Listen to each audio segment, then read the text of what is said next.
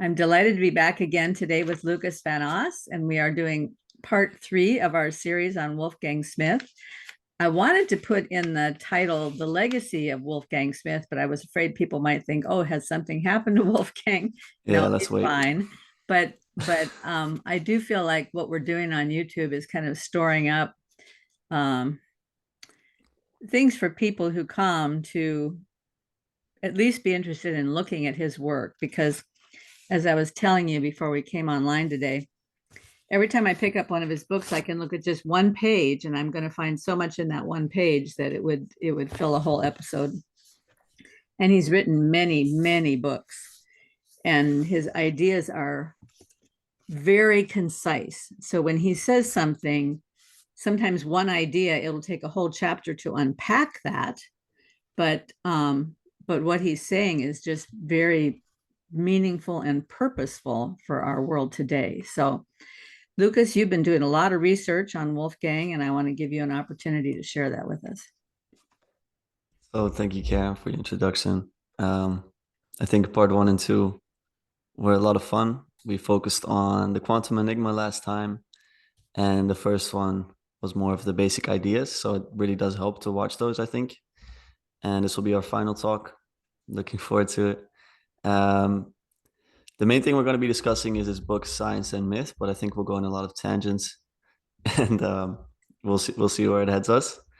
But the basic idea, you hear it in the title, Science and Myth, is that science has become our myth.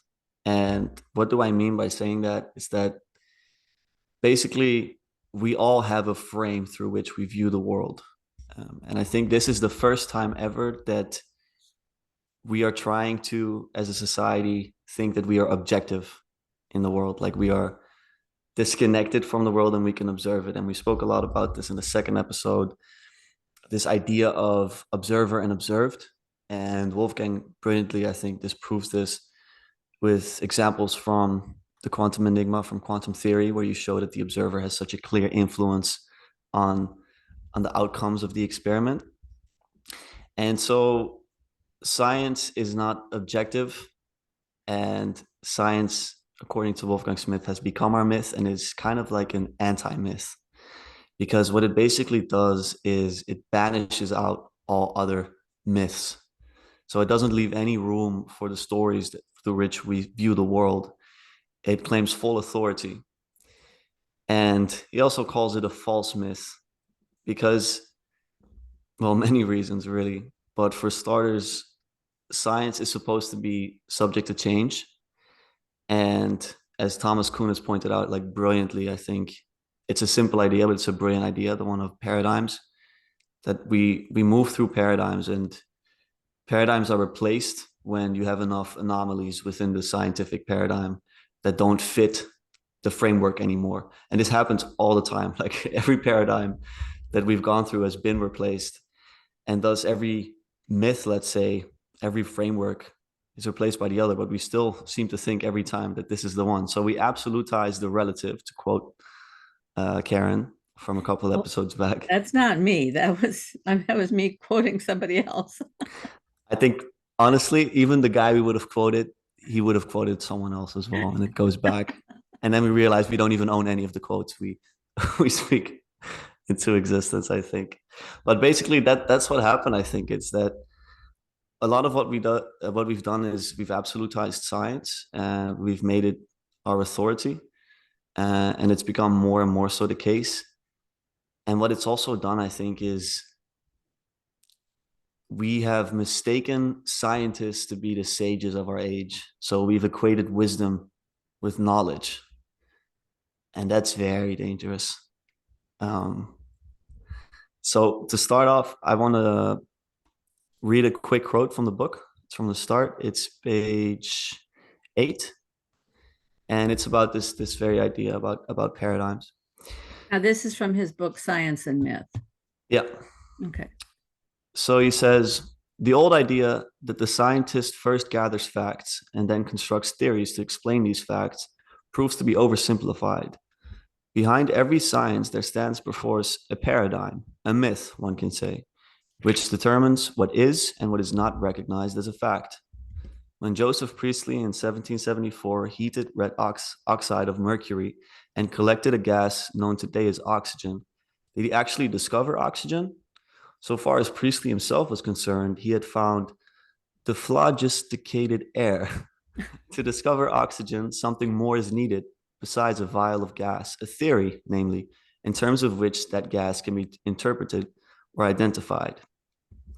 And a bit further on, he says, just as in the words of Wittgenstein, thought never gets outside language, so too a science never gets outside its own paradigm.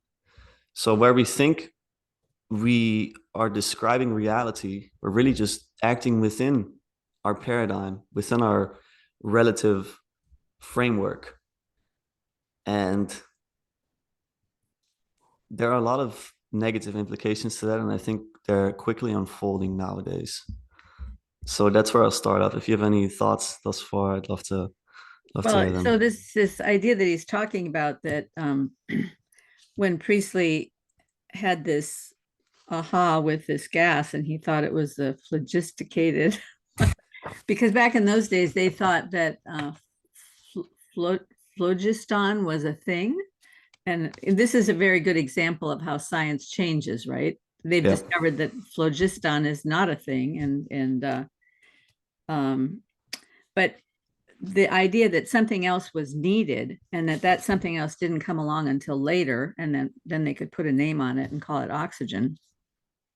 When I was in school, they used to talk about how discoveries were made based on the climate of opportunity, because, and that was the phrase they used, the climate of opportunity, because sometimes a discovery will be made on one side of the planet and will be made on the other side of the planet at the exact same time, even though back in those days there was no communication between the two sides of the planets.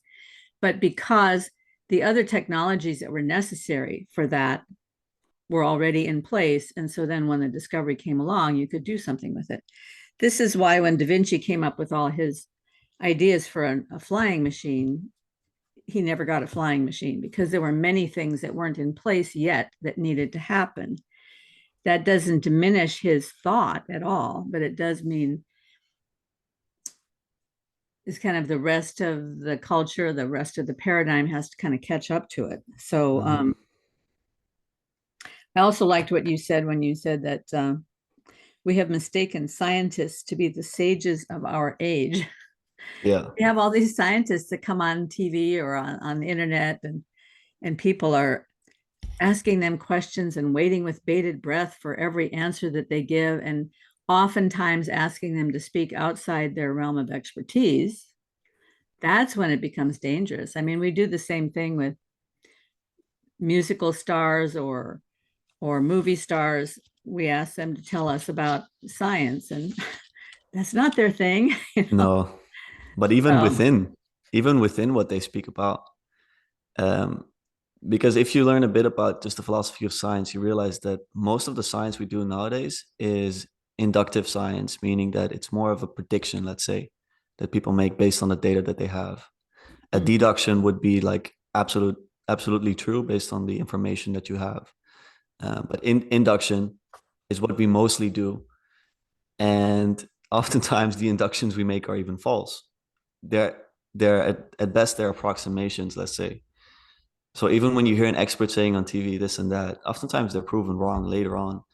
And nowadays, if you want to give any credit to your statements, you're like, scientific experiments have shown that this, and it's always an induction. It's like so ridiculous.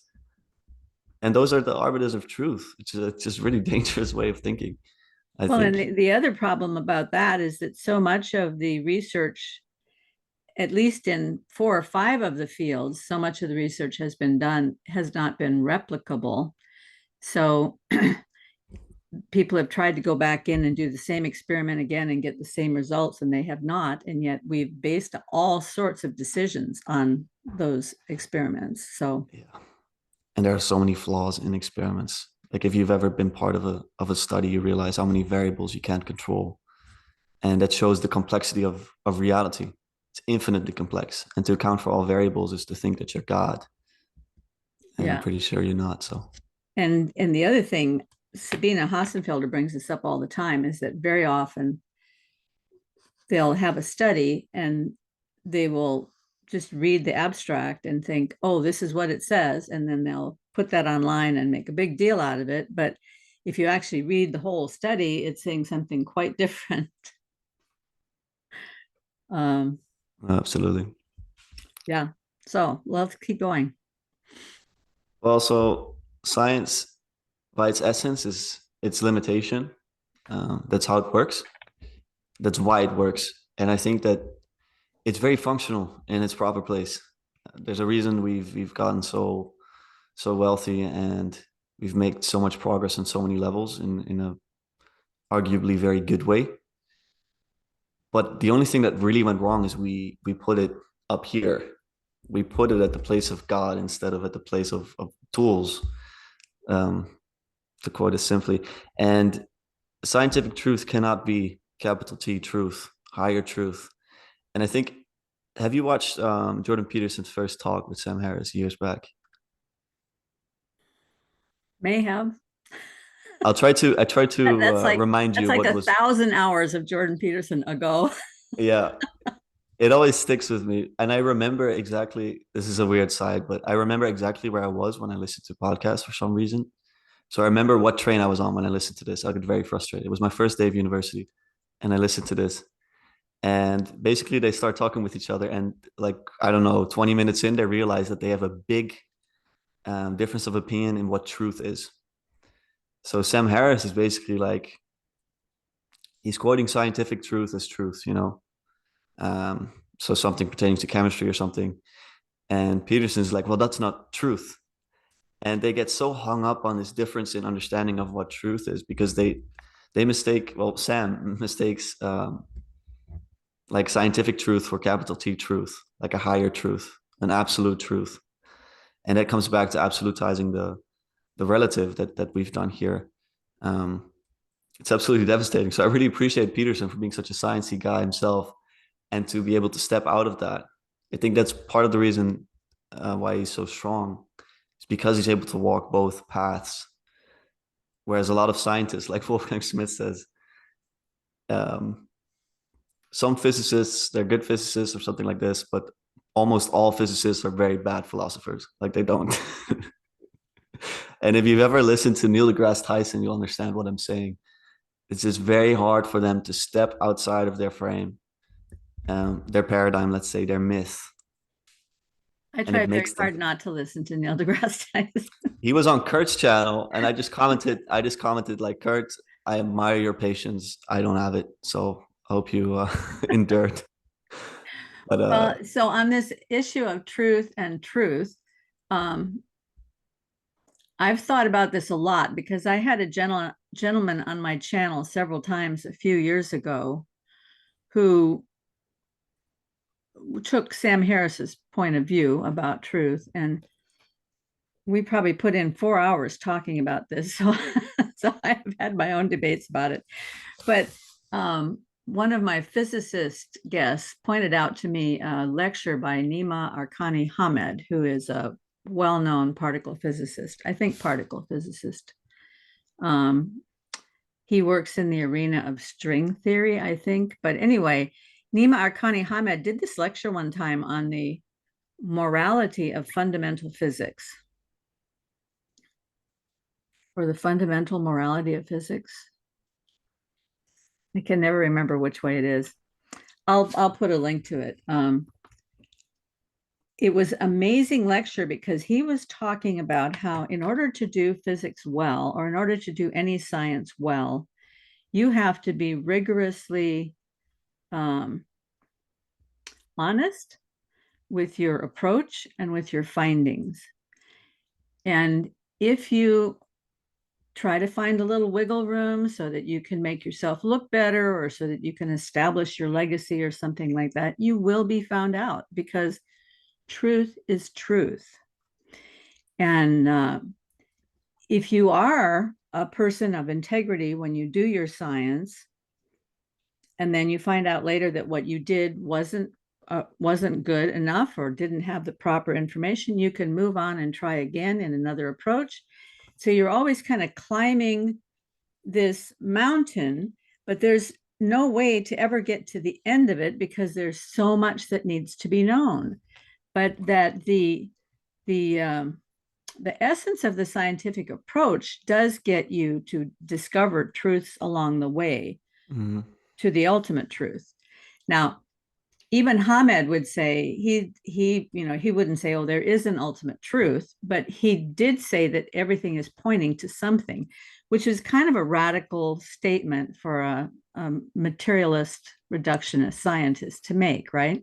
Yeah. Anyway, it's a wonderful lecture.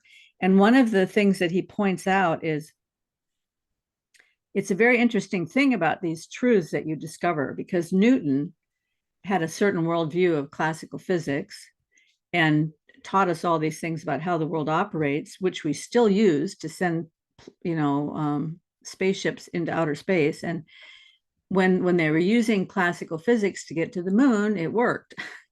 So those truths are true. So it's like a mountain made of crystal. It's still there.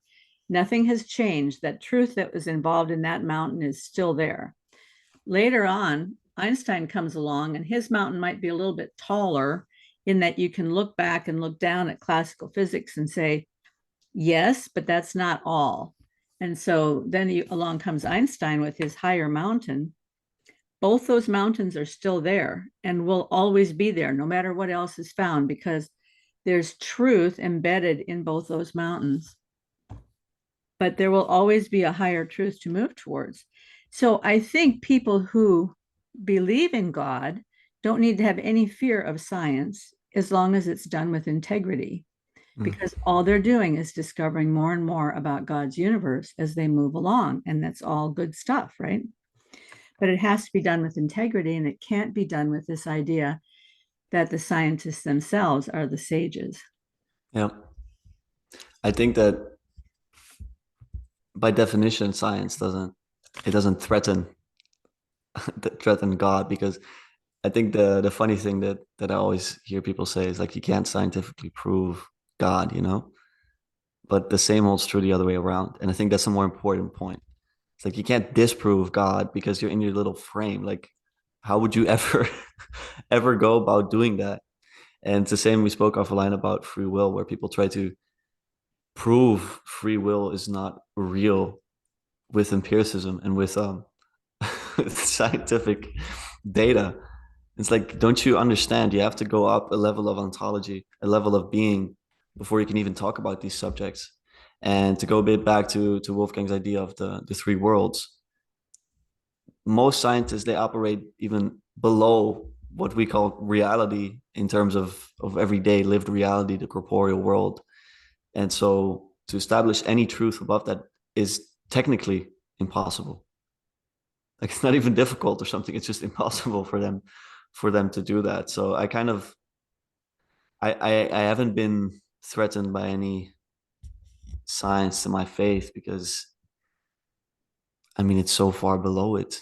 It's kind Mm-hmm. of funny. And I recently watched a video, and I don't want to completely bash Sam Harris. I think honestly, Sam, he's looking for truth. He really is.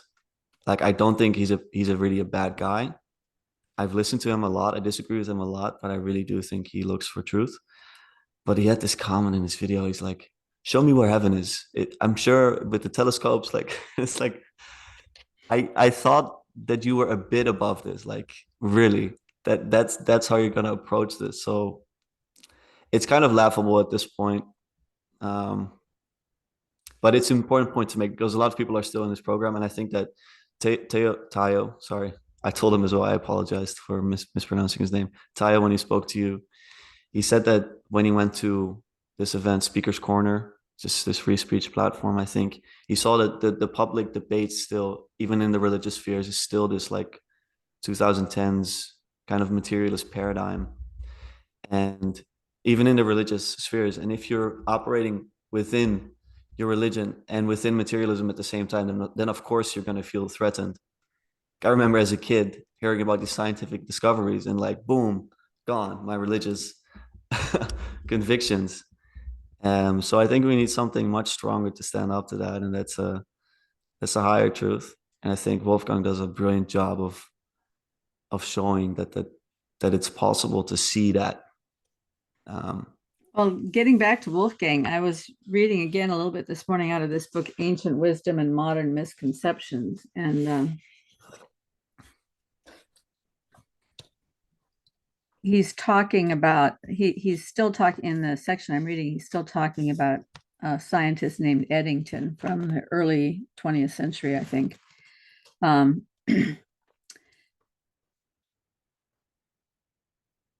I just have to give the quote from Eddington, although that's not the important part. He says, I have referred also to an objective universe which cannot be identified with the universe of which the knowledge of physics forms a description.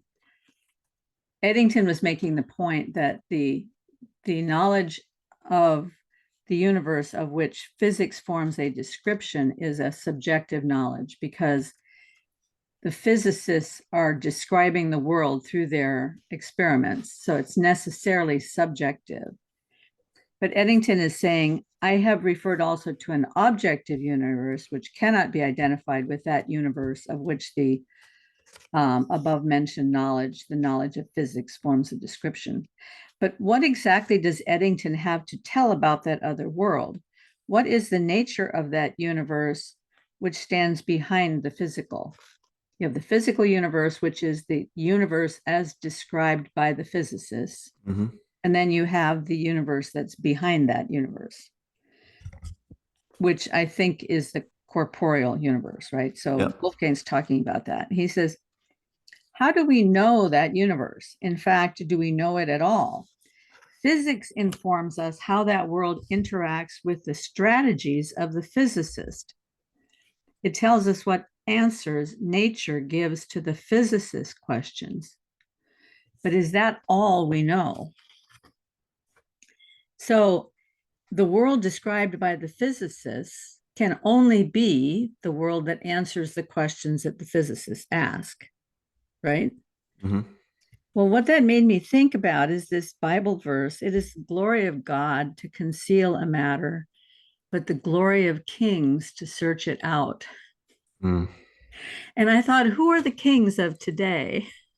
Yeah, The kings of today are the physicists, right? of course. They're the ones that want to rule and reign. So it's the glory of God to conceal a matter, which means there are things concealed from the physicists that they can't see, but it's the glory of the kings to search it out. So Yeah, anyway. it's interesting. I think it completely removes your humility if you think that you're operating on reality and not the map. You Mm-hmm. know what I mean? Like I was watching Theory of Everything, Stephen Hawking movie Mm-hmm. the other day. I think it's a beautiful movie. But you see the young group of physicists at the start of the movie, like the smart atheists, you know. Um, and you just see this, I don't know if it's arrogance. I think this arrogance, but this pride of having figured out reality. It's like, I'm figuring out a theory of reality, you know? I'm doing the most important work. And I'm like, you're drawing a map. Like, what do you think you're doing? You're drawing a map at best, and it's gonna be pretty good, maybe, but it's never gonna be reality. You're never gonna actually map reality fully. Um, and so I love scientists when they realize that they're serving a higher thing, that they're serving truth, capital T truth, like you said, you're serving something higher. And I've seen a lot of very humble scientists who act that way. But I think physicists, especially for this very reason, that their philosophy is just so bad. They have this tendency to think they figured it out. Well, And I think I think the temptation is because I was speaking with a physicist the other day, and that'll publish next month. But when they do their work, quite often it's a matter of manipulating formulas, and they're doing the mathematical work with the formulas, and then they get the mathematical answer, and this mathematical answer is perfect and it describes the universe perfectly, but it's math. you know but it's when like, you're doing the math and it works out, it's so exciting. I remember that feeling because I loved math when I was in school. oh yeah, And when it works out, it's just like, wow, that.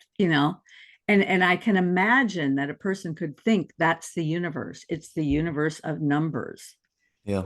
right? It it's I see, so I listen to this podcast every week. Andrew Huberman, a lot of people will be familiar. Yes, yeah. He's good. Yeah. He's really good. Like, and he's a humble guy as well.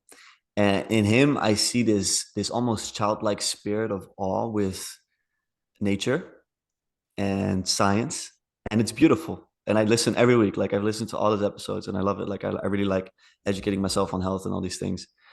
But I don't think that the people that are so excited, just like he is, realize that what they're so excited about is just like a little fraction of reality in total.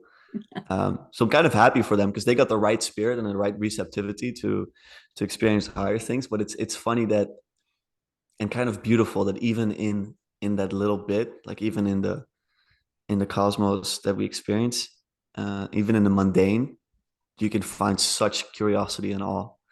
So I really don't mean to bash scientists in this episode, because I think a lot of them are really doing amazing work. But as long as they have this realization and they have the right um, framework through which they view what they're doing.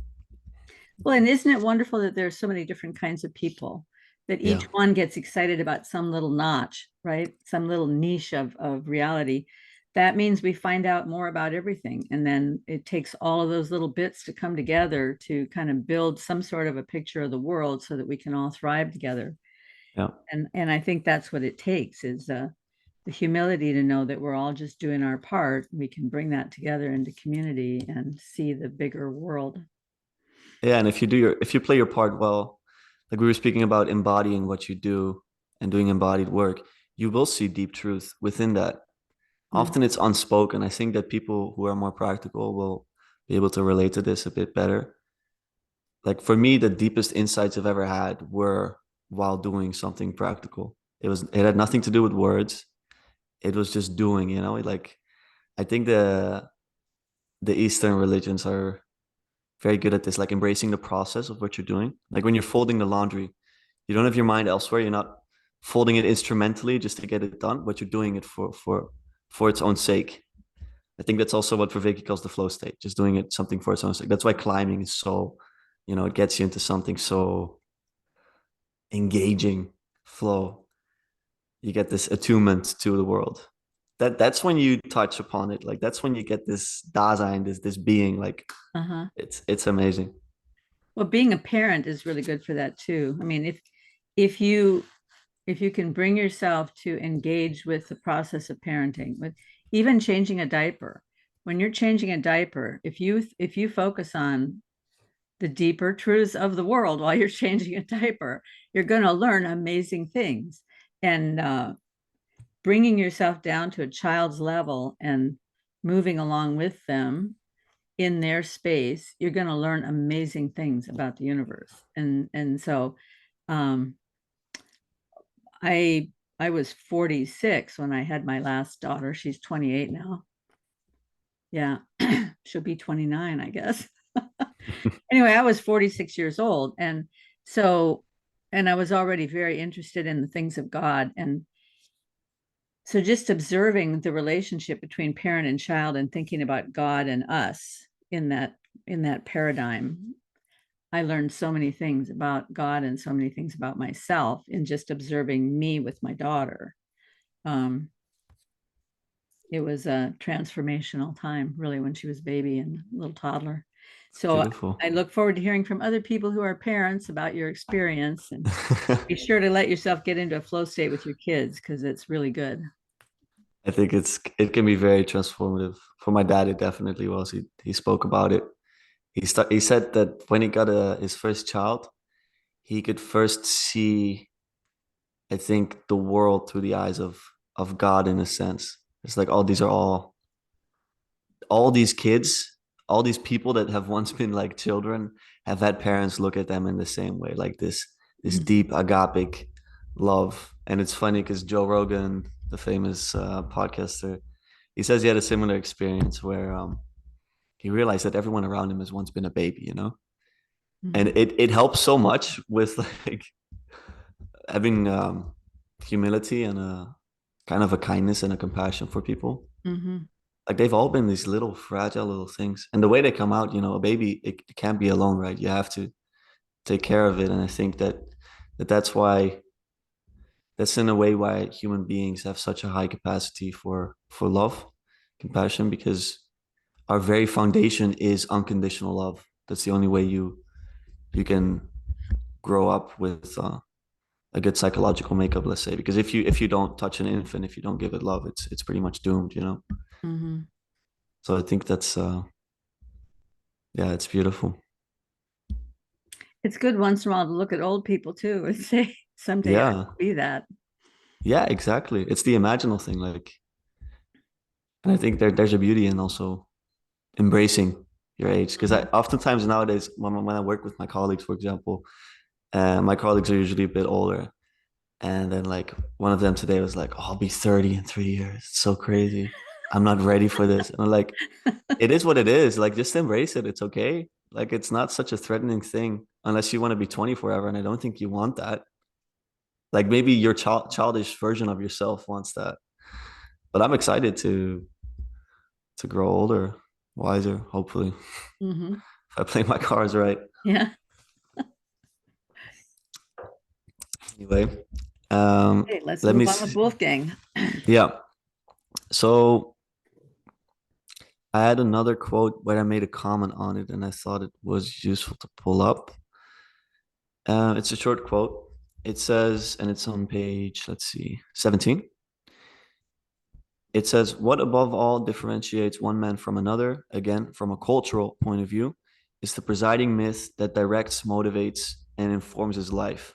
This is very like maps of meaning language to me.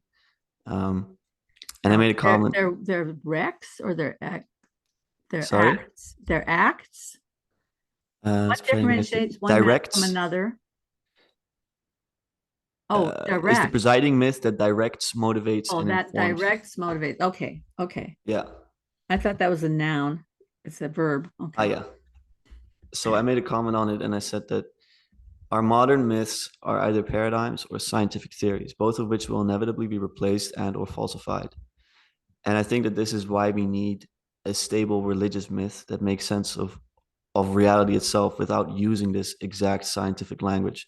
So when people criticize the Bible for not being um, accurate, whatever that's supposed to mean, it's because the Bible doesn't use language in a scientific way, is what gives it power.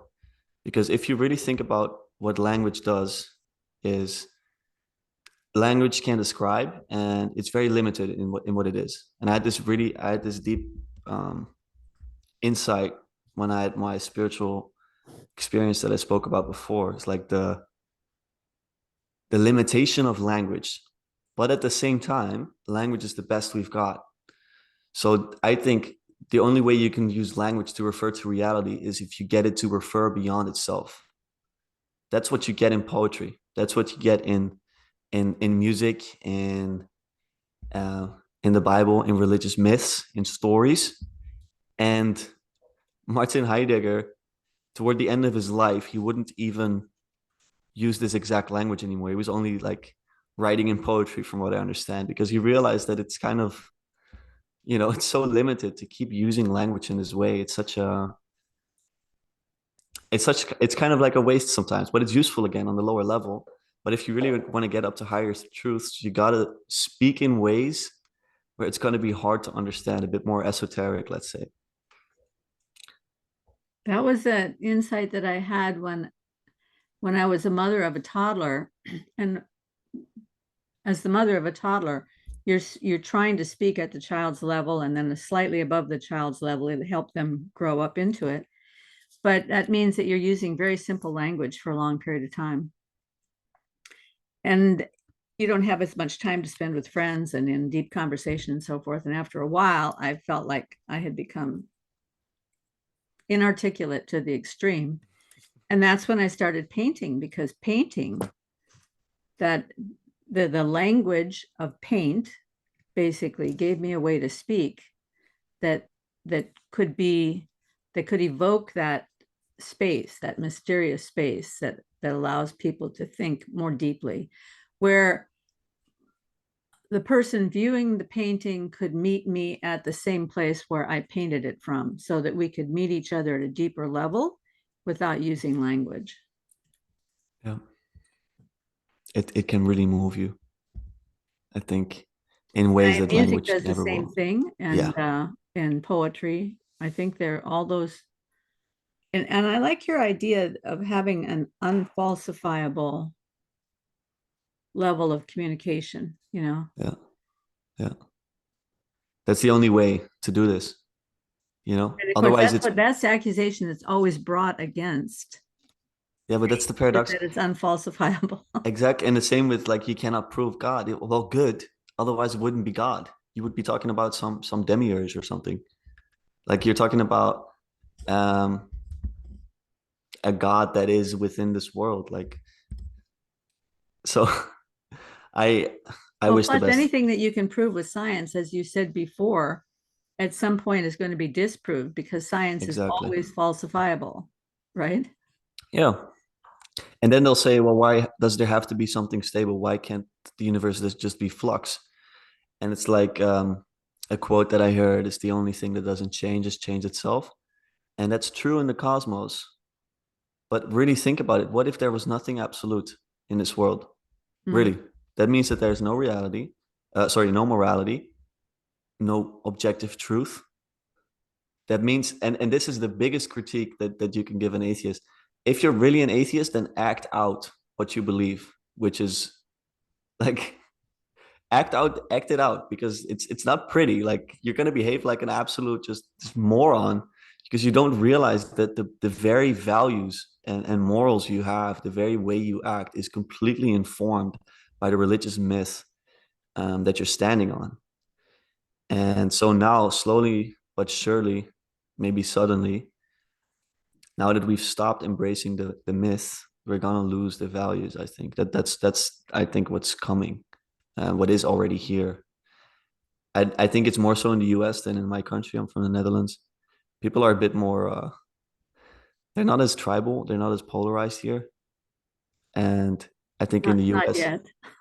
not yet, but I feel like every time, because I mean, of course, I don't have an accurate representation of the US, but one thing I do see is there are a lot more, let's say, cults. There are a lot more, like, political cults. There are a lot more religious tendencies within things.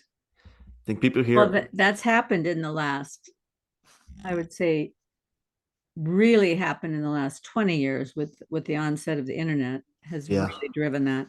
But I would say over the last 40 years, it's certainly, I mean, that's during the time that I've been observing. I've certainly seen the trajectory in the last 40 years, as though there is a force that's attempting to create that shift, to yeah, push people apart. I don't know if it's just an egregore, or if it's just the media wanting to make money, or, I don't know, but there's some sort of a force that's of creating course. this split, right? Well, there's spirits that underlie our behavior, right? Yeah. The spirits that underlie the direction. And this sounds may cookie to some people, but it's actually quite a simple idea. Is that you can think about what drives social media, for example, what drives AI. A lot of it is our desires. A lot of it is short-term things. So social media, what you'll see float up is like envy, anger, lust. These are forces. These are, I think you could conceptualize them as gods if you want to. Um, they're things that exist even if you didn't exist and the other people didn't exist right now. There's things that are beyond you, that they have some sort of objective reality of their own, and they're guiding us. Like, our desires are guiding us all the time. And to have a conception of the Holy Spirit, the highest spirit, um, and a unifying God that is the root of all being, like, of course, that's that's the asymptote, that's where we want to go. Like, Mhm. that's the highest thing, the way we're going to go. And you have a lot of distractions along the way. And right now we have a lot of distractions. So if people tell me that they don't believe in God, I'm pretty sure that they do believe in a lot of other gods, and they're clearly praising them in many different ways. They're slaves to many different addictions that have to do with anger, lust, and envy, and all these things. And so So that's kind of where I see this going. And you know, myth, Science and Myth is the name of the book. And myth starts to work when you start to believe it. So I started to see that the Christian myth started working on me when I gave myself intellectual permission to believe it. And I really like I had an insight moment. It's when I was able to call myself a Christian because I went to the New Testament with my dad. And as a child, I had all these trouble. I had a lot of trouble with like a lot of the things that happened in the story. And I would kind of like find some sort of semi-rational explanation for all of them that fitted my paradigm at the time. And then when I went through all the things that I had trouble with in the story, I finally bought it, you know? And that's when a myth starts working, when you actually believe it. So if you think that you get the power of a myth just by like symbolically understanding it or metaphorically understanding it, however you want to say it, it doesn't work yet. And then when you start to believe it, then it starts to transform you. That's I think what the story of Christ does brilliantly, and you can be transformed by it on the, as Wolfgang Smith would say, on the esoteric and the exoteric level. So you can read it very surface level and believe it, or you can read it very esoterically, like Jonathan Pageau does, I think, brilliantly. So, but the same holds true for the scientific myth. You get transformed by the scientific myth. So if there's theories that say that there's no free will, and if there's theories that um, speak about God being non-existent and all these things, you're gonna be transformed, and it's often not very pretty. That's why nihilism has been reigning so supreme. You have some thoughts? I do. I have two thoughts. One of them has to do with envy, and the other one has to do with free will. Let's do it. Okay, so I saw this quote the other day from St. Gregory of Nyssa, which I thought was really interesting. Envy is the passion which causes evil, the first entrance of sin. Envy banished us from paradise, having become a serpent to oppose Eve. For envy, it is not its own misfortune, but another's good fortune that is unfortunate. I wanted to unpack that a little with you. Let's start at the end. For envy, it is not its own misfortune, but another's good fortune. So the problem for envy isn't that,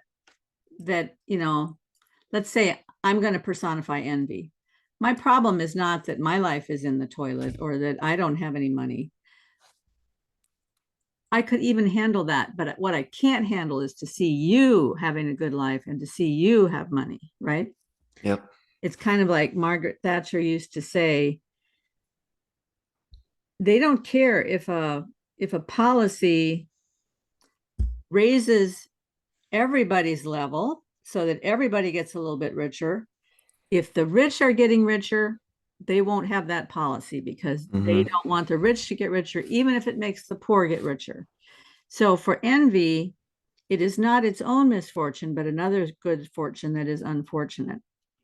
Now, at the beginning of the quote, he's saying envy is the passion which causes evil. So he's giving envy a causative power and saying that envy was the first entrance of sin. But then he says, envy banished us from paradise, having become a serpent to oppose Eve. So he's personifying the serpent as envy, or personifying envy as the serpent, which would indicate to me that envy has some kind of a contagion, because if the serpent was envy, and then Eve responding, even in having conversation with the serpent, got contaminated with envy, right? So Yep. envy itself is a kind of a contagion. Yep. And I think that's what we've seen happening more and more, and that might be a result of marketing. I don't know, advertising. The whole idea of in the States, we have this idea of keeping up with the Joneses. Whatever the neighbor gets, well, I got to have that too, so I look just as good as they do. It's Yeah. this whole envy thing is to Mimetics. be very contagious. Yeah, the mimetic issue, right? Yeah. Yeah. Yeah. No, definitely. And it's like, what is driving that? What is the underlying force of the mimetics? that's what's always worrisome, because where is this going to end, you know? Hmm. And I think that like a lot of people often criticize capitalism for seeing these trends. And it's like, oh, it's all because of capitalism. It's like, well, you're not quite there yet, because it goes a couple layers deeper than that. Um, And thousands of years before that's what capitalism I ever mean. showed up. Like, Yeah. it's funny because everything collapsing in a way. I'm not a doomsday person, but everything collapsing more and more that you see now, these trends. Peugeot says it's initially because of the Christians. Like, if you go really back, like there's no atheist Muslims or atheist Hindus or something. It's we started this, you know. It's like we settled our fate a long time ago, um, because a lot of the Christianity we have nowadays is grounded in this materialism, and it's like once you open the door a little bit, eventually it's gonna blow open. Um, so yeah, and it goes even deeper than that, of course. But it's interesting to see, and it kind of works cyclically if you think about it. Um, I think you're familiar with the quote, "Good times make." Oh no, bad times make. Hard times make good men. Yeah, hard times make good or strong men. Strong men make good times. Good times make weak men. Weak men make bad times. Something like this. Yes. And then bad times make good men. Yeah, and so like long term, I'm very optimistic, and I think the same holds true for the religion, because for a long time, kind of like a materialist way of looking at religion held up. And now we're realizing that when you put a biblical story next to Sam Harris is gonna like humiliate him. So then you have to get back to a stronger form of faith. And I really credit the Peugeot brothers for this. Like they blew so many people's paradigms open. Like Peugeot is someone, or Jonathan Peugeot, I should say. I started listening to him. It's like you listen to him, and it's like, I don't fully understand what you're saying, but I know you're onto something. Like it's so very clear to me. He's bringing back this old church father way of understanding religion that is subject to that is resistant to the science that we spoke about. You know, Hmm. so that's been wow. Like, Well, an astonishing thing has happened at my church in the last 6 weeks. They started doing a series on the stories from Genesis. And the series is called The Rest of the Story. mm, Every single one of the episodes has been taught through a framework that easily could have been a framework that Jonathan Peugeot taught about. Now, I don't know where they're getting the ideas. Some of the resources that they're pointing to in the Bible study that is associated with the message are from Tim Mackey and the Bible Project. But I do not think that familiar. BibleProject.com, it's also a podcast and a YouTube channel. Yeah. They've taken the Bible and they've taken different sections of the Bible and tried to animate, but do it in this much more symbolic Okay. perspective. Now, I don't know if Tim Mackey was coming along with these ideas contemporaneously with Jonathan or whether he was influenced by Jonathan. And Dallas Willard was in this space long before I ever heard of Jonathan Peugeot, too. So there are people who've been kind of trying to hold things up for Yeah. a while, right? I And also don't. Yeah. so it's just great to see it filtering down into the church, because up until this point, most of the messages in our church, I would say, would have been not modernist in scope necessarily, but certainly not appreciative of these deeper layers of symbolism. So it's Yeah. really thrilling to be able to get this kind of teaching now. Yeah. It's not holding up, the materialism. It's collapsing in on itself in every way. Um, I think Wolfgang Smith is like he barges through. Like when I listen to him, it's like, oh shit, oh, everything is opening up now. Um, so that's Yeah, amazing. And because also don't he's not trying to make any accommodation to the scientistic perspective at all. no. He just says it like it is. He's Yeah. not he's not shy. He's not afraid to be who he is. And he's an old guy, you listen to this guy, like, oh, let me like sit down for this. Let me, as he says, approach him with folded hands. Because he, like, I have the same with my grandfather. I just let him speak. I'm like, this is like a vessel of wisdom right here. Hmm. And I love the way he speaks. I must admit, I rarely listen to him on one time speed because he speaks quite slowly. Yes. But even when you speed it up, it's just wow. I was really like intoxicated first times I listened to him, and it's kind of embarrassing how many times I've listened to the the Kurt episodes. Oh, So I I've got to go really back and listen to that on what speed do you use? One and a half or um one I and think a you quarter? it's often three or three and a half at this Oh point. my God. I'll have Yeah, to try it on two and see what happens. it's honestly I was really my paradigm shifted a bit about the speed listening thing because someone explained it to me like a muscle you can train. And he was Mhm. basically like, he said, I believe everyone can read at least twice as fast or three times as fast as they're doing now and listen. So if you just crank it up a little bit, like progressive overload, if people are listening to me and are going to the gym, it really works like that. So especially Wolfgang Smith, because he speaks quite slowly, like three times speed is very doable after a while. But when you first So, listen to so it, when you first start, you start a little bit slower than that. yeah, definitely, because he had so many concepts that I had to unpack before Uh-huh. I could yeah, could really do that. But especially now because I've listened to it so many times. That's a really interesting idea, the progressive overload, because when my daughter was young, she took piano lessons from a really gifted Suzuki piano teacher. And she taught her that when you are practicing the piano, every new song, you should practice it first at the regular tempo and then slow it way down and then speed it way up Yeah. and then come back to normal and go through this cycle, and Oh. that it actually trains your muscle memory in a different way because you're going at these different speeds, so it's training you at different levels, and it trains your memory of the music, your auditory memory as well, at these different levels so that it sticks better. Oh wow. I'd never considered that. I must say I tried to teach myself the piano. I did it for like a year and a half and I would like slow it down Mhm. 0.25. But I've rarely done like sped up. Yeah. I should try it. So she does normal, slow, sped up Hmm. in a cycle. Wow, that's interesting. I'll give it a go. Yeah. It's just gonna sound weird though. You Well, know? it's just for practice. I mean, Yeah, yeah. it's just to train your fingers and to train your physical memory, Yeah. right?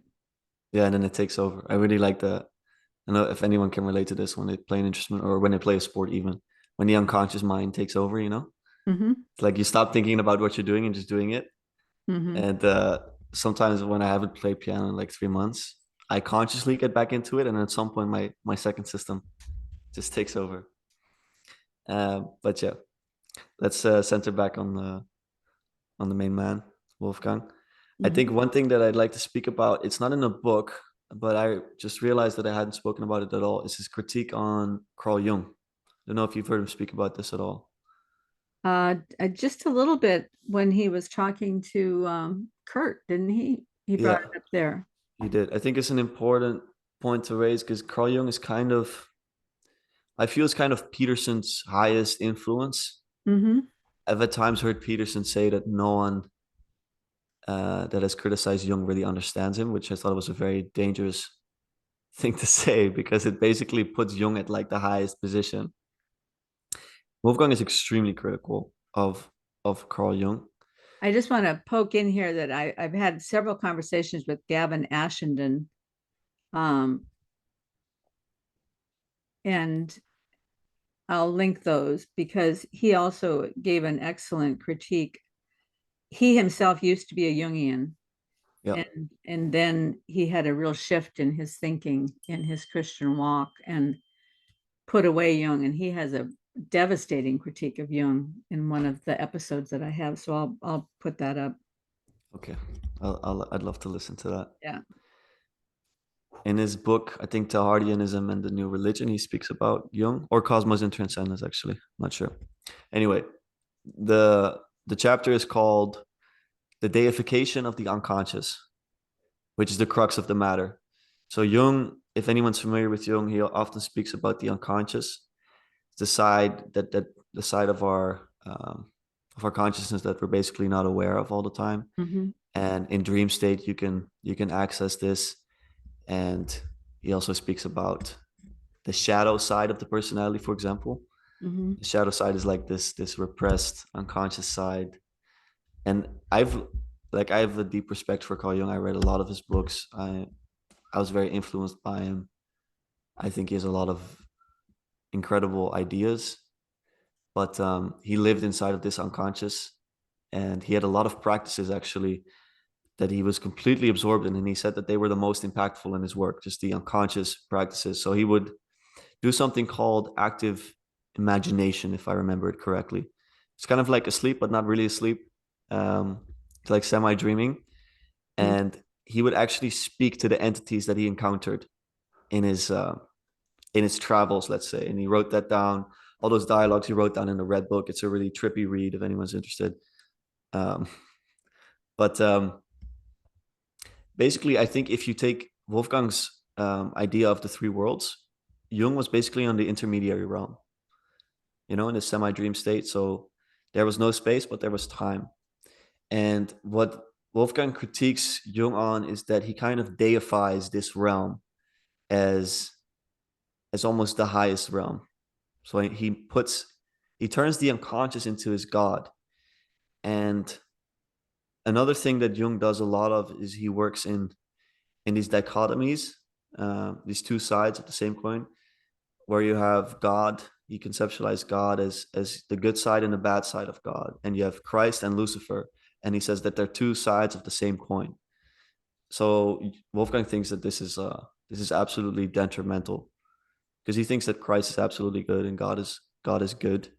Mm-hmm. So those are some of the main critiques, I would say. Um, Anything else about Jung that I could think of right now? Are there any thoughts popping up into your mind Well, thus doesn't far? Jung also say that the the world consciousness of all minds together Yep. um, basically is God? Yeah, that's the critique that Yeah. Wolfgang gives. And I've always felt really uncomfortable with that idea because that brings God down to the level of humanity Yeah. rather than seeing the great distance, the yawning gap that there is between, even if you Yep. took, because if what Jung says is true, then an AI could easily be God because Yep. the AI would just absorb all the consciousness of all humanity, all the knowledge and wisdom and all that stuff of humanity, and then all of a sudden could be basically God. Yeah. Now I you've had an experience in another realm, so um, when you had your psychedelic, or was it psychedelic or was it mushrooms? Oh, It ayahuasca. was ayahuasca. Yep. In that experience, were there entities? Oh, for sure. Yeah. Or were they people that you would have trusted in conversation? Or, I mean, entities? So I had two. Am I asking too personal No, no, a no, no, question? no. That's not it. I'm just, when we speak together, I always imagine Sam Harris watching over Oh, my little shoulder. I don't think Hey, so. hey, Sam. No. Okay. So people listening, hang on to your seatbelts. So basically, I had very clearly two beings in my experience, and so I merged with them in a way that was extremely. It was wordless. I just felt myself merging. I saw a visual, and I merged with them, and I was reborn into a into a different reality. And it's gonna sound really ridiculous, but this was the realest experience I've ever had in my life. It was realer than what I experience right now in many ways. And they were like two parents for me. The way that they guided me, they were definitely like loving entities, and that's it's not the same experience for everyone. So that's the important point to make here. I think I was extremely lucky because I approached my ayahuasca experience, my psychedelic experience, with a lot of humility And so I really prepared super well for it. At this time, I was meditating every day for over a year. I was extremely disciplined in my physical practice. You have to be celibate for it, like a lot of things you have to do. And a lot of people don't do it. And a lot of people do mushrooms in their basement. And I think that's when they encounter like the dangerous entities that I think you're looking for. Um, I think I was very fortunate to be surrounded by the right people, but I think that there's a big danger in going through this experience. And a lot of people, they get stuck in the intermediary realm, I think, with a lot of these intermediary beings, and that's also where demons are. So so yeah, there's a lot of danger to that. And Well, it's the realm of principalities and powers, right? yeah, That the intermediary realm would be the realm of the principalities and powers yep, that are talked about in the scripture. yep.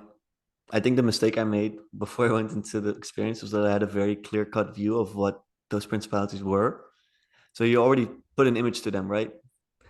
That's what I did. And then it was like when I came out, I was very naive in my religious views. I was like, well, whatever that was, it wasn't Christian God, you know. but yeah, just to go back a bit about Jung, I want to say, like, I'm not an expert on Jung, so I'm of course not representing him well enough. I want to give credit where credit's due. I think he's again, in many ways an incredible. He was an incredible thinker, but Wolfgang is basically critiquing him a lot as well because he kind of created his own false religion. And what Wolfgang says about him is that Jung has kind of gotten his own religion. You have all the Jungians nowadays, and you have people that are like deifying his work and seeing that Mhm. the experience that he had, they hope that they can experience that as the highest experiences in their life. And he says it's a false religion because it's bottom up. It's created by one man. And he says that where the average person may fall prey to, who was Jung's predecessor again? Uh, what do you Freud. mean? Freud. The average man may fall prey to Freud, but the more intellectual priest may fall prey to Carl Jung. And basically, what happens then is they get stuck in the intermediary level, and they don't go up to the eternal, and they don't touch base with God, let's say. So I think that would be the main critique. And this idea of a bottom up religion, I thought was a very profound one because it's at the same time a critique on new age type of spirituality, let's say, and the idea of creating a new religion. I'm seeing a movement like this as well. Like, let's just Mhm. pluck a bit from this and let's pluck a bit from that, and we'll create this. It's like Mhm. you can't do that because a proper religion is a binding back to God. You can't bind back to God on one, like with one stroke. It goes back a very long way. Well, I was telling you, I had this conversation recently with um, a condensed matter physicist, and I want to find you the quote from him in our conversation because it just fits right in here, but it hasn't published yet. So he said his big thing in condensed matter physics is the many body problem. And he says the bottom up approach is not sufficient to solve the many body problem. I thought that was kind of interesting because basically the bottom up approach by itself is not sufficient to solve any problem, really. There No. has to be a top down and a bottom up. And Yeah. even if you just bring it down to the human level, my head alone is not sufficient to solve my problems. No. My problems have to also be worked on embodied in an embodied way, right? Yep. Health and everything else has to be both bottom up and top down. And then as you move up through all the layers, everything has to be top down and then bottom up. Top down. Yep. The top down is first and then the bottom up comes along because as we know, he that is at the top of the hierarchy is always coming down and helping the bottom to move up. Yep. So there's this cycle going on. There has to be a yin to the yang, let's say. You can't just have matter without the meaning, um, to use Matthew Peugeot's language. I think And another one. if there is some sort of universal consciousness made out of all of the consciousnesses of all human beings, that had its genesis from the top down, Yeah. not just from people arising out of particles and becoming, evolved beings or whatever. Yeah. It You need starts form. at the top. Yeah, exactly. You need the form to the potential. Mhm. So the quantum potentiate, they need something that pulls them up. And it brings me to the critique of evolution that Wolfgang Smith has. Um, is that basically what he says what evolutionary theory does, it's an inversion of creation. So it goes bottom up, not top down. That's his biggest critique. And alongside, he delivers some mathematical critiques where he says that the number of mutations necessary for evolution is way too high for billions of years. Now, technically, like I don't understand this, so I'm gonna stay away from drawing any conclusions about it. But philosophically, I think it's a sound argument that you cannot account for the evolution of beings just through the bottom up experience, just through the particles. That doesn't make sense. There has to be something higher guiding it. Mhm. Um, so it's at least an incomplete theory, I would say. Well, the mathematical stuff, there are plenty of videos on that people can look up. David Berlinski has talked about that. Stephen Meyer has talked about it. A number of mathematicians have gotten together and discussed, number of computer scientists have gotten together and discussed what are the probabilities for enough mutations to have occurred in order for enough kinds of evolution to occur, and which is partly why the community in biology right now is moving away from strictly that sort of mutation level evolution and trying to come up with new paradigms to explain Yeah, evolution. and it's important to keep moving, right? Like we spoke about at the start, if you start absolutizing the relative, you're in tyranny, basically. And I Mm. think he does speak about evolution, and the same with, I think, Newtonian physics as this religious dogma that we've basically adopted. So when you say evolution is false, you're immediately looked at as like a conspiracy theorist. But evolution, like evolutionary theory, is just a theory. Again, like we have to detach ourselves from relative paradigms, like relative maps. They're not absolute. So of course, at some point, these things are going to be falsified, and that's really okay. And it doesn't mean that they're not useful. Like I think evolutionary theory has done a lot for us understanding um, our ancestry and like mating behavior and all these things. But they evolution has become like this religious credo, and that's Wolfgang's like biggest critique on it. And he sees it even incorporated in the churches now and all these things. And it just comes back to this idea that you cannot adopt a scientific theory as a myth because it's just always going to be a false myth. That makes a lot of sense to me. Well, I mean, evolution, there are probably many scientific truths embedded in the evolutionary myth, but the way that it's taught in the schools, they teach the myth. They don't teach, they might teach a few of the little scientific discoveries that they've made, but then they wrap it all up inside this story. And Yeah, it is a story. the story has to be incomplete because we can't jump in a time machine and go back and watch it happen. No. So at best, it's a story that's used to tie together some scientific ideas and facts that have been discovered. But Yeah, that doesn't mean the story is true the way that the story is told. exactly. And so I'm interested in intelligent design. I think it's an interesting movement. But at the same time, I think if you just add the form to the potential in the evolutionary theory, I'm sure that you could get a lot more out of it. And I think I've heard you say before that you can see God in both theories. It's not mutually exclusive. Um, Well, I heard recently, in fact, one of the books that they brought up in this series of messages at church is a book called Four Views, and it's on Amazon. I'll for some reason my phone is talking to me. it's saying something, yeah. Yeah. Um, I'll put a link to it on Amazon, but there are four different perspectives on the creation, and Each one is represented by an essay by each person who represents that view. And then there are corresponding essays of the other three interrogating the one. And so they have a conversation. So, for example, the one who believes in um, theistic evolution will also be interrogated by the intelligent design person and by the young earth creationist and by the old earth creationist. And so each one of these views is put forward, and then there's a kind of a conversation amongst all the people who hold all the different views. So you can look at all the perspectives. You're not just hearing one story and being told you have to believe this.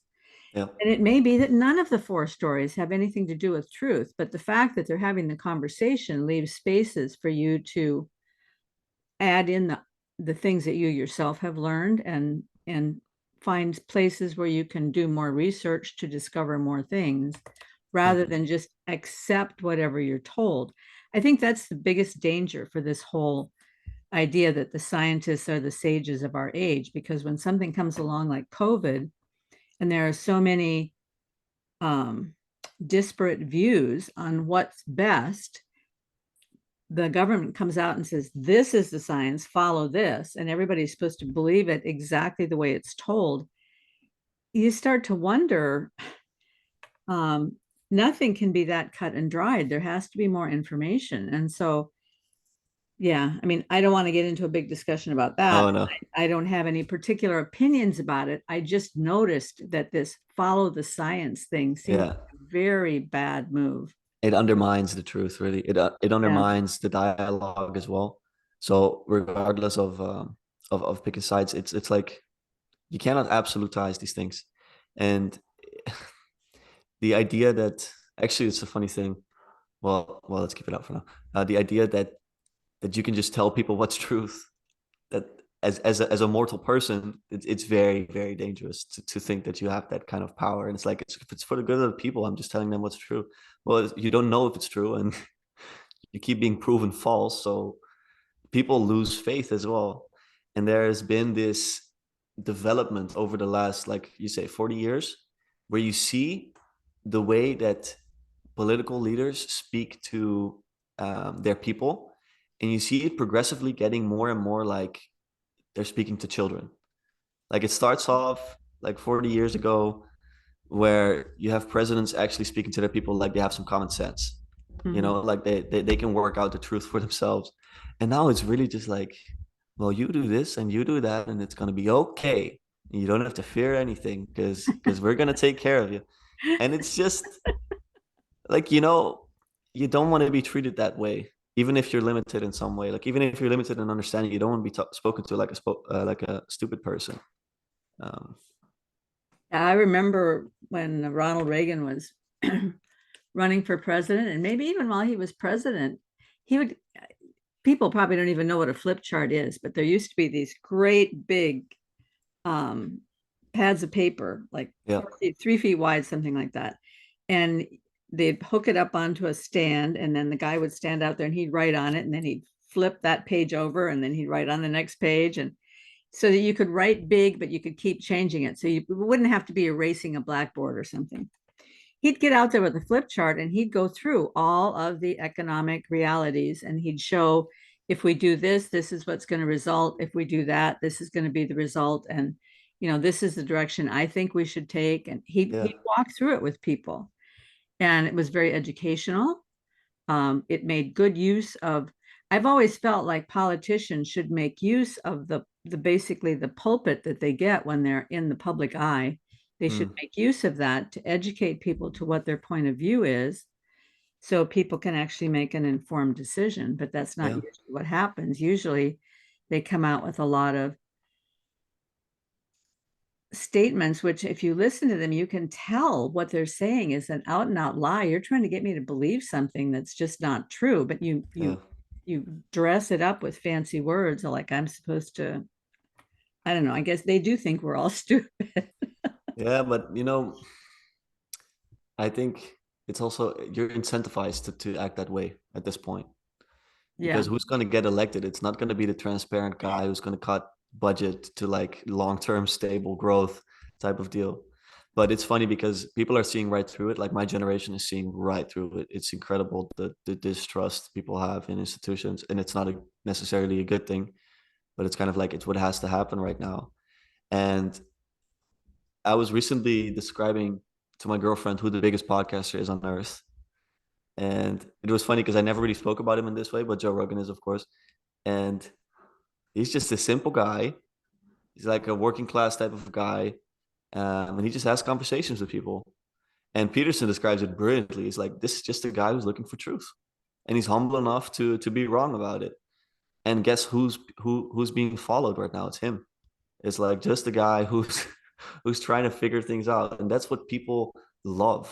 Even if you're not that smart yourself as a leader, if you're humble enough to be changing your opinion and to listen to the truth, you're gonna be absolutely loved. So I hope that hard times make strong men and women, and we're gonna see more humility in leadership. And I kind of want, You do realize that for the strong men to be made, that has to be hard times. yeah, but I feel like Might be a lot harder times than what we're experiencing right now. that's true. Um, I always look at things a bit economically because of my Austrian economics interest, let's say. And I try to listen to these guys, what they have to say about it. Some are more negative than others, but in many ways, we are already doing very bad if we're looking at my generation, the prospect of buying a house, like I spoke about with you in the episode we Mhm. recorded a couple months ago at this point. Like people are, it's almost impossible to plan a long-term future. So I think we're already creating quite a strong generation. Maybe not so much in the welfare states, but Mhm. if you go to south of the border, let's say, for a lot of people, into different continents, you're seeing like really strong people. I see it in my country, like the immigrants that come in here, how hard they're working. It's incredible. But I wanted to focus a bit back on Wolfgang Smith because I think now that he has brought forth these theories, I think we're going to see more and more people realizing that this materialism is collapsing in on itself. And I think it has very positive implications for our worldview, which is also why I'm optimistic on the long term. I think more and more people are going to try to understand um, symbolism well, reality well. They're going to try to understand the stories, like ancient cosmology is going to be reintegrated, I think. Um, I think we're seeing this big shift. The show speaks about it all the time. Like there's really a shift in consciousness happening. Like I remember him always saying, like, a normal guy can understand what I'm talking about. That's completely new. Back in the day, Jonathan and Mathieu, they were like they were insane to other people, They heard him speak, and now just normal people can kind of understand it. So I'm not like the leaders of today. I actually do think people have quite a bit of common sense, and I've really noticed over the years um, that people can understand things pretty well. If it's not like Keynesian economics theory, uh, things are pretty understandable. And yeah, so I'm very optimistic actually. But Well, when I said that, I didn't mean to be not optimistic. I mean, I tend to be a very optimistic person too, good. because I really believe that in the end, God has this thing. Yeah. But there are indications that there may be some very hard times before the really good times come again. I mean, that's Yeah. just reality. Um, and it's So I think, hard to know. Maybe we've already gone through. Maybe we're in that valley now, and maybe this is what the valley is going to look like, or it could be a much bigger valley. I'm just saying, I think people need to be prepared for whatever comes. If yeah. really hard times come, that doesn't mean you throw up your hands and you say, "Oh my goodness, I didn't know life was going to be this hard."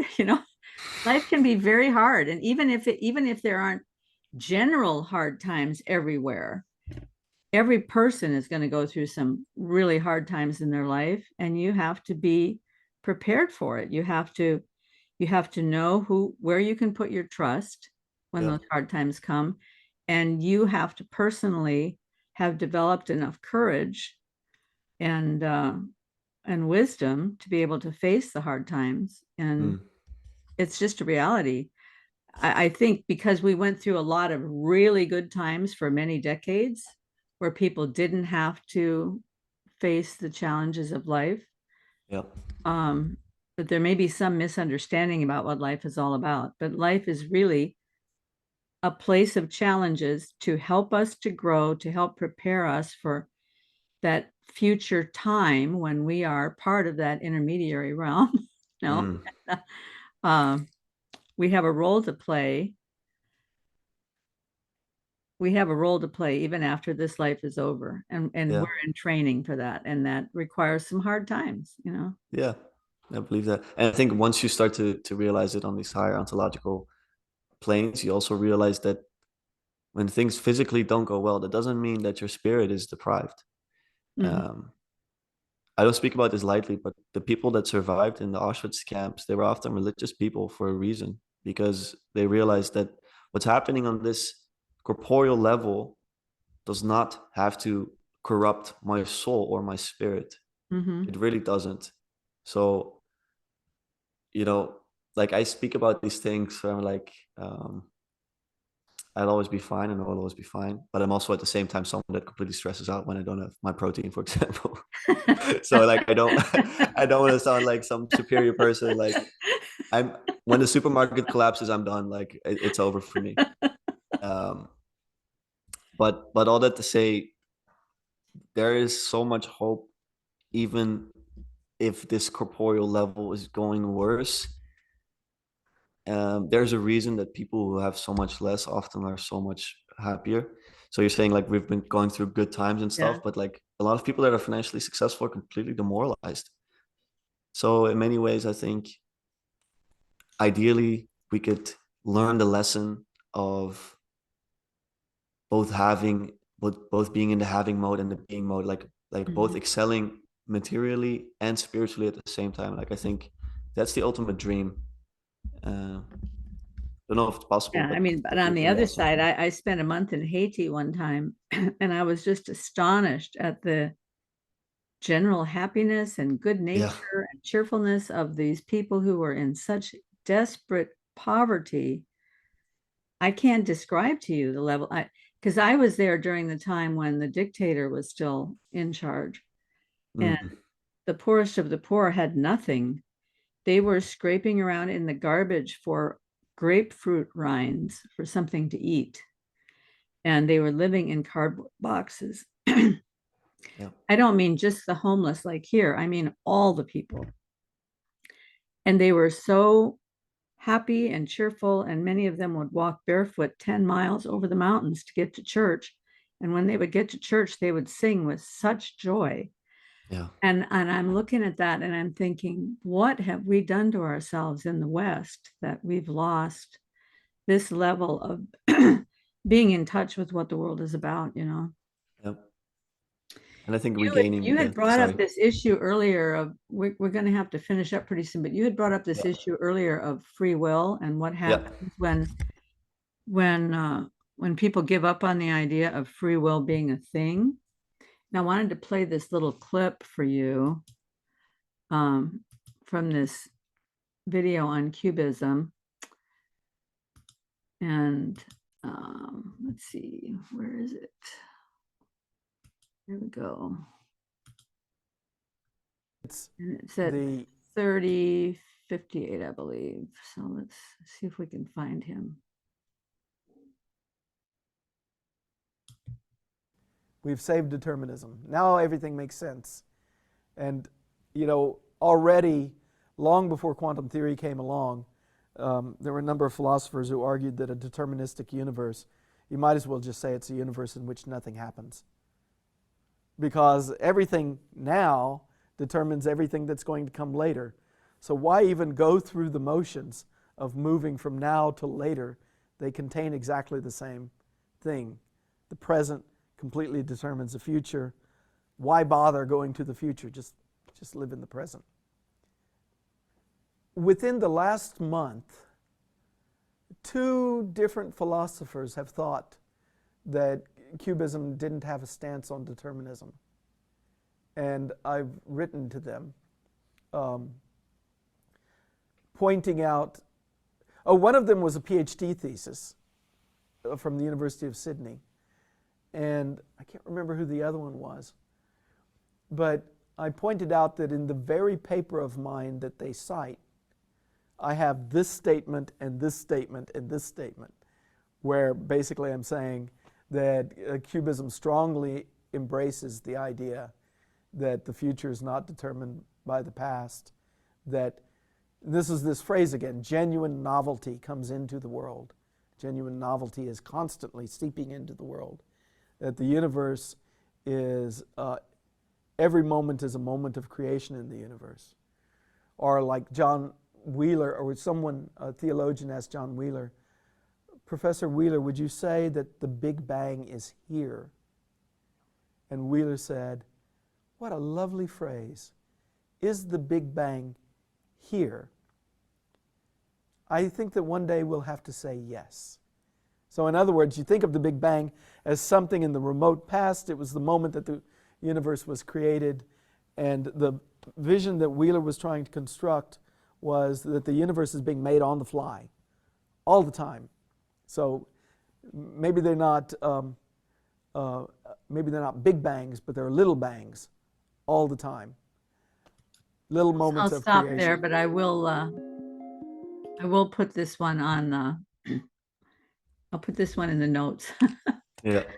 I just thought it was great, this idea that genuine novelty is entering the world all the time. Mm-hmm. Where have we heard that before? That sounds just like Wolfgang Smith with vertical causation. Yeah. Yeah. I love the way this man speaks, That's by the way. Cubism, which is one of the newest moves in quantum physics. Cubism stands for quantum Bayesianism. Mm-hmm. Christopher Fuchs is one of the spokespeople for that. So I think he's a very eloquent speaker. I like the way he speaks. It's kind of like this, it spikes some curiosity in you when you speak. I think I'll listen to the talk. yeah. I'll hear more. I think you're very well versed in physical theories and stuff like that. I'm not at all. So I'm interested. I think it's more your path than mine to understand these theories so deeply. Yeah, well, I find it hard to understand Wolfgang without being able to understand the theories that he's talking about. Yeah. So when he brings up something like that, I go back and I try to research it and understand what he's saying. And because, and in many ways, you read one of Wolfgang's books, if you go back and research these things, you can get quite an education out of it. Oh yeah. Yeah. Oh, it's incredible. Yeah. Too bad it's not accredited. Well, this has been fantastic. Thank you for all your hard work on researching his books and thinking about his ideas. And it gives me great hope to know that your generation is starting to look at these ideas seriously. And if you want, I can send you the MP4s of our 3 episodes. So if you want to put them on your channel, you can do that as well.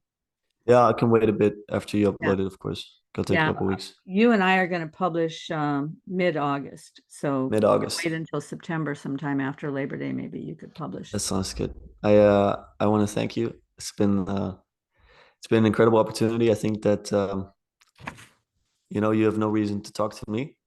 I have reason to talk to you. You're a great help to me. Goodness, you're helping me. It's not the other way around. My girlfriend was like, "Why is anyone willing to talk to you? Like, what do you have to say?" And like, Maybe yeah, I don't know. Your girlfriend. No. She's just humble like me.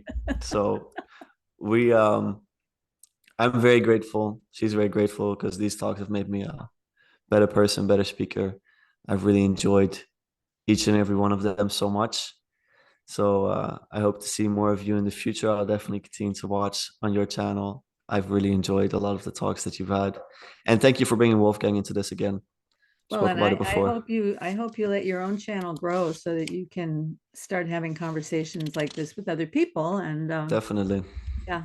Yeah, I've been working hard on it these days. I've been having quite some talks, and it's been a lot of fun. Like, I'm really enjoying it. I like some of your little shorts. Your ASMR with the turtle eating the leaf was very good. Yeah, I just upload some little videos sometimes just for my camera roll. And it's weird because they get into the algorithm, so it helps a bit with the growth. But Karen, thank you. Maybe Karen. I should do that. Does that help? help? Yeah, it helps. Because It I really mean, depends on what you upload, though. you have to upload something people will watch, right? And it has to have a Yeah. tricky title.